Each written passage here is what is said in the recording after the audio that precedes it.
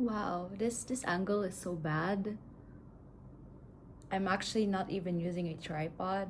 So I'm just like I have like a few random objects stacked on top of each other just to try and make my phone stand higher because I left my tripod at home. I hope my phone doesn't fall off. I'm literally protective of this thing because it's just barely a few weeks old.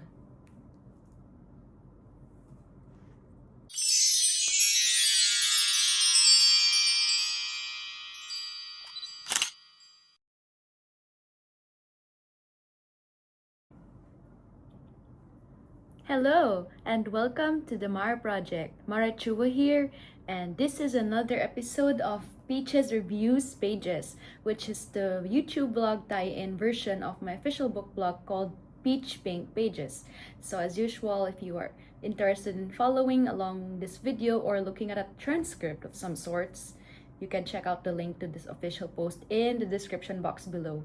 So I'm trying up another new location for filming. This is actually my dad's unused condominium here in our office. And I apologize if the lighting or the angle may not be as good as last time. I left my tripod at home, so I'm trying to use a makeshift tripod, which isn't even a tripod, it's just a stack of random objects together, just so the angle is much higher. If you haven't checked out my previous blog, this is the second entry of my book blog posts for the year of 2026, and because we are still in the month of February, which is basically the month of love, Valentine's, romance, etc., we'll be tackling another romance novel.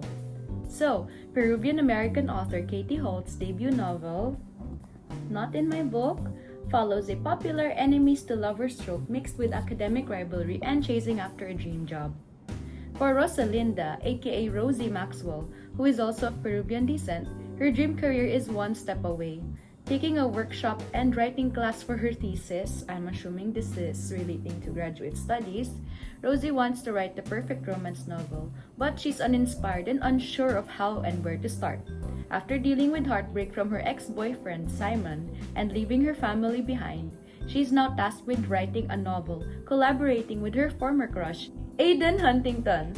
Okay, I'm just gonna say Aiden. Just for consistency. All this because of a verbal fight Rosie and Aiden got into. Like the typical romance novel, enemies to lovers trope heroine, Rosie finds her male love interest Aiden as snobbish and narcissistic, particularly about his own writing style. Their workshop professor, Ida, I'll just say Ida for this video, is just not having it and decides that a little inspiration and motivation would not harm anybody. So she assigns Rosie and Aiden to a collaborative project in a last-minute attempt to get both of them to stay in her class. I found this part introducing the writing duo silly because it was almost as if Rosie and Aiden were still in high school. The whole do this or else plot is also added in here, which other enemies to lovers trope do not always add to their formula. It's like an ultimatum stitched into an already existing problem. Of course, I do not blame Ida's actions. I am not a teacher nor an instructor myself, but I can somehow understand why it is important for a class to have harmony or at least an established sense of it. It does not just apply to classes, but also in the workplace. Being compared to The Hating Game by Sally Thorne, Not in My Book incorporates two characters hostile toward each other to work together despite their environment not being too hostile. While Lucy and Josh of Sally Thorne's aforementioned novel have to work together as well, it is for the sake of achieving a promotion in their workplace.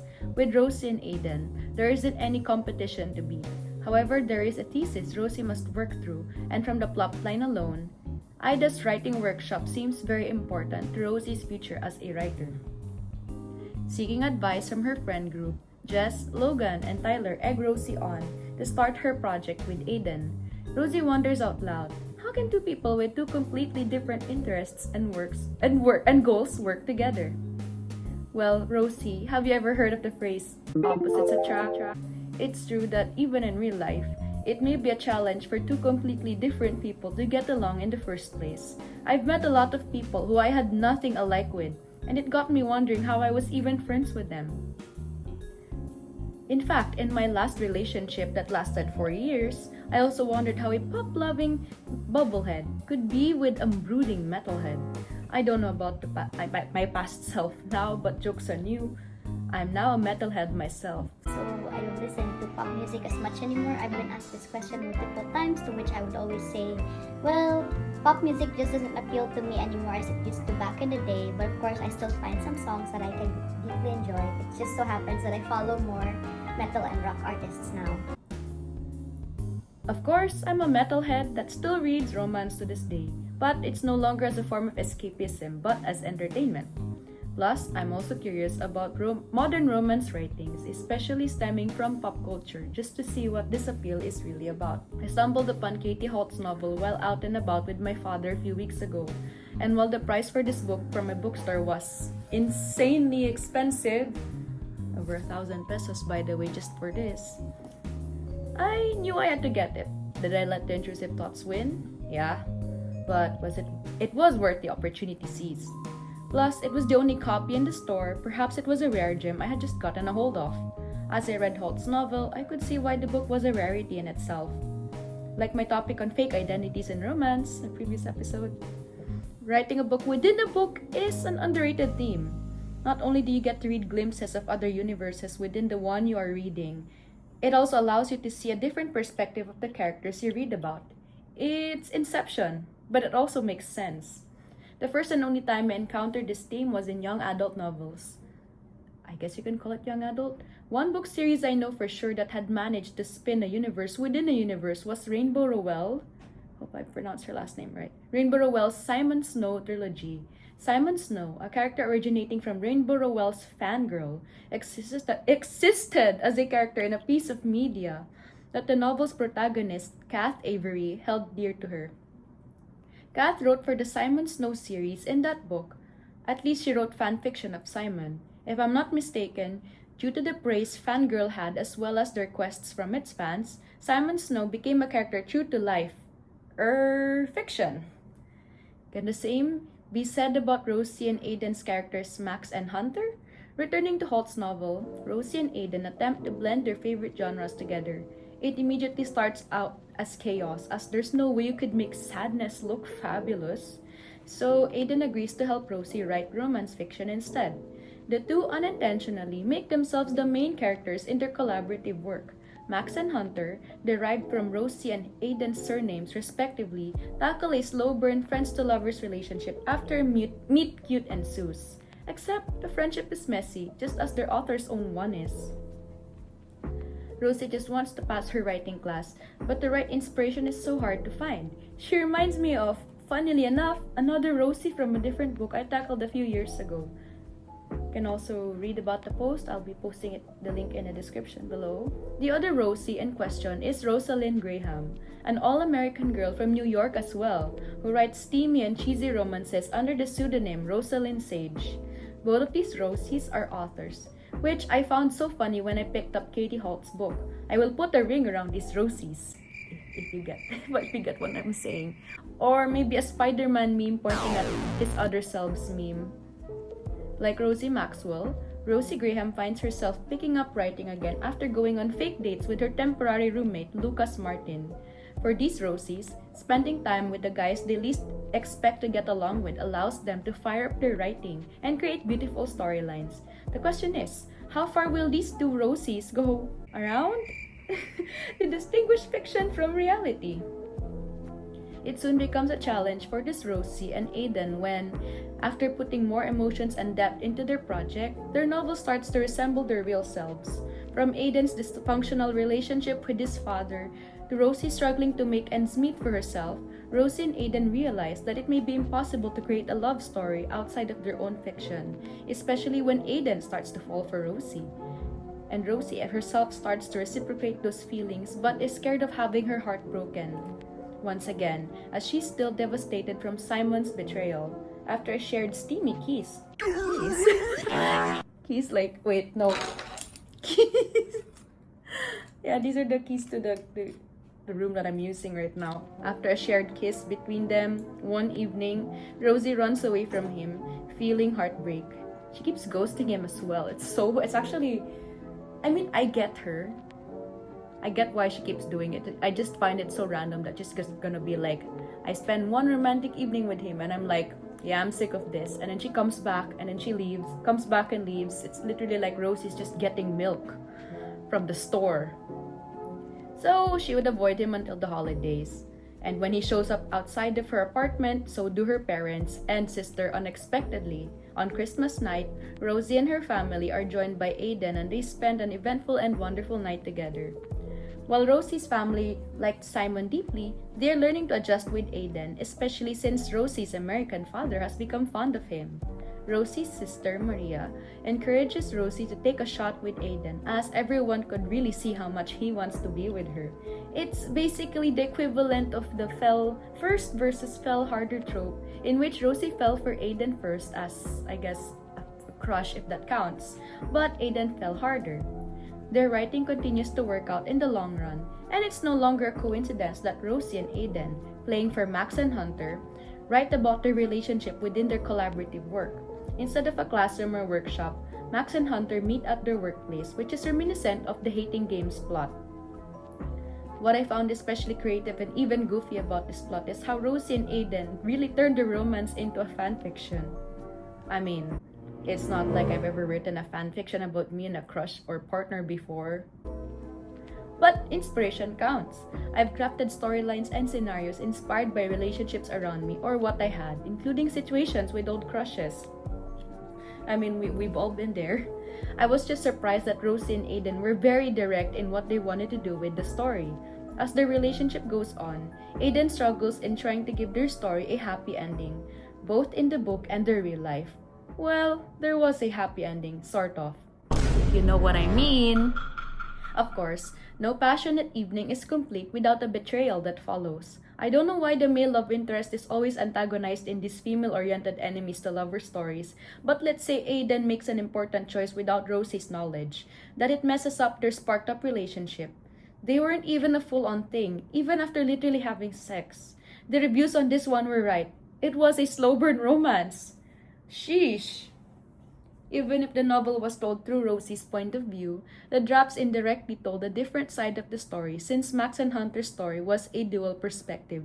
We learn of Aiden's true intentions to use Rosie to not only write a better story for his magazine applications, but also to pass his writing workshop and to have an advantage. That was his goal at first until he started to fall for Rosie. Rosie finds out anyway and quickly breaks off with him and spends a few months away from him. Again, like every other damsel in distress. Rosie packs her things and leaves her New York City apartment and heads back to her Tennessee hometown to live with her family. Like a teen chick flick kind of plot. But in the end, everyone was seriously rooting for them together. I will admit, so was I. As Maria Maxwell, Rosie's sister, said, "Love wouldn't seem worth it without the risk of losing it." Like another quote from another book, the greatest risk is not taking one, from Everything by Nicola Yoon. Love wouldn't be so worth it without taking any risks. Even Rosie's own professor was rooting for them. And Ida encouraged Rosie to speak to Aiden. Aiden's own drafts, which were submitted on his own, eventually showcased that he was in a period of grieving, not because of his own betrayal towards Rosie, but for the life that he was ready to leave behind in order to be with her.